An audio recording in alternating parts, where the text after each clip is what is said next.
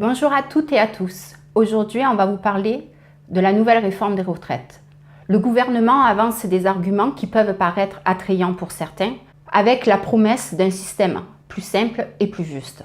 Pour nous, un système qui passerait du principe de solidarité et de juste répartition à celui de la capitalisation ne tiendrait qu'une seule promesse, la précarisation des retraités.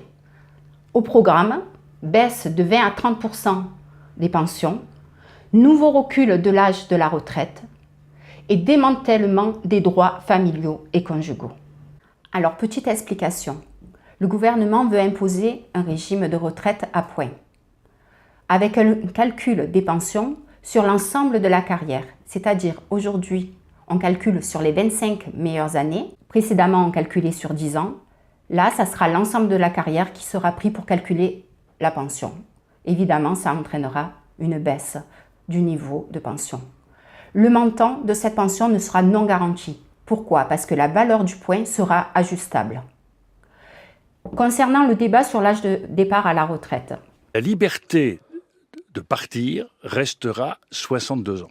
C'est un faux débat, car même si le gouvernement daigne laisser l'âge de départ légal à 62 ans, tous les critères de cette nouvelle réforme pousseront les salariés à travailler davantage pour cotiser plus et partir avec un niveau de pension supérieur.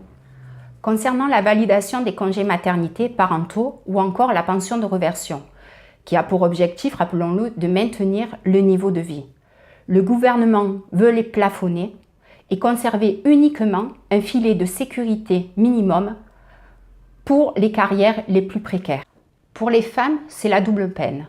Nous sommes déjà payés 26% de moins que les hommes et nous avons des retraites 40% plus faibles.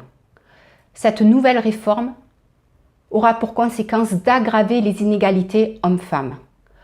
Pourtant, un des combats annoncés, soi-disant, par Macron. Je me suis en effet engagé à ce que la cause du quinquennat soit celle de l'égalité entre les femmes et les hommes. Rien que des mots, toujours des mots, les mêmes mots. Vous voyez, il continue son blabla. Les solutions existent. La CGT a fait des propositions pour financer un système de cotisation par annuité et de solidarité intergénérationnelle. Alors pourquoi une telle réforme? Les libéraux, eux, sont dans leur logique, une logique assurantielle. En diminuant le niveau des pensions, on augmente forcément la part de retraite complémentaire. De la même façon que la faiblesse des remboursements de l'assurance maladie a conduit au développement des complémentaires santé. Vous l'aurez compris, les grands gagnants de cette réforme sont encore et toujours les banques et assurances.